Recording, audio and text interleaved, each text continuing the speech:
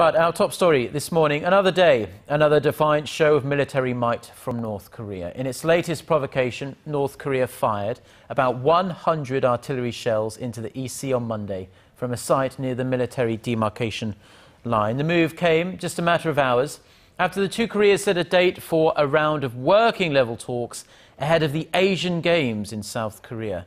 Hwang Sung-hee reports. North Korea fired off around 100 artillery shells on Monday, just hundreds of meters away from the demilitarized zone.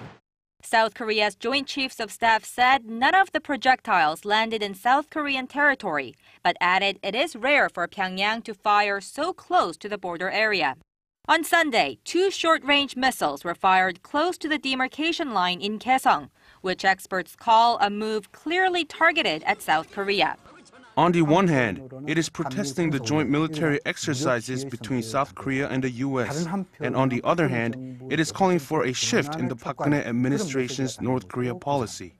The launches came just hours after Pyongyang agreed to meet with Seoul this week to discuss the details of its participation in the upcoming Asian Games in South Korea.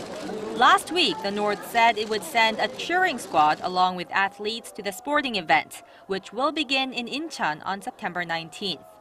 North Korea sent a message via the Inter-Korean hotline Monday morning, agreeing to South Korea's proposal to hold working-level talks on Thursday, July 17th. At the South Korean side of the border village of Panmunjom. On top of the agenda will be the team's transportation, their accommodations, and how the cost of the trip will be covered. The meeting follows Pyongyang's proposal to improve inter-Korean ties, and some say it could go beyond the scope of the sporting event.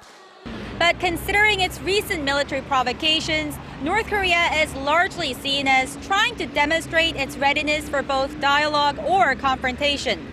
The joint military drills between Seoul and Washington that begin this Wednesday could be another hurdle to better inter-Korean ties. Hwang Sung-hee, Arirang News.